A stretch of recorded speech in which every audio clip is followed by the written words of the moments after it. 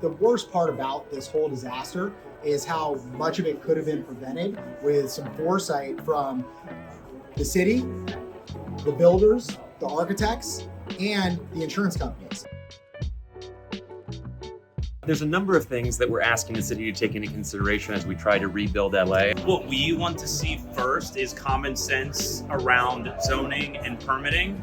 We'd want to see ULA forgiven in certain circumstances. I don't think we should levy a tax on those that are currently homeless. It's not enough just to say we're going to expedite it. You have to put money into it. You have to hire people so they can review these plans and get them approved. The city's never going to see this many houses come in at the same time.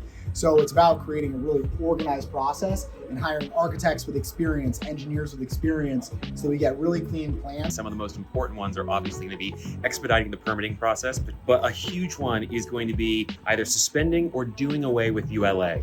For those homeowners who have decided that they don't want to stay and wait the time to rebuild and want to sell their properties, you can't tax them as they're leaving. We're asking for a suspension on the wildlife ordinance. And then there are much larger issues at play in terms of trying to get them to hopefully increase the minimum amount of California FAIR Plan so that homeowners will actually be properly covered, because I think you're going to find a lot of homeowners that were underinsured. Fire suppression is also going to be really important for getting insurance companies back in. Exactly. But if you look at some of the case studies around the hills, every one of their neighbors around them burned, and one of our clients had fire retardant materials on his house. It was installed 12 years ago. It worked perfectly, covered the whole house. They spent $20,000 12 years ago.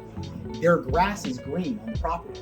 However, every house in their street is gone, so they won't even be able to move back in for years. Now, if every one of the houses in the street had it, or a majority, it would have stopped the burn. Whether it's private fire hydrants, the thing that I am looking for my own personal residence is sprinklers on the roof. I have the fire clearance people out today with bush and cutting all the trees around my house. We all are conscious of everything that we can do to prevent fire in our immediate areas. It's very important.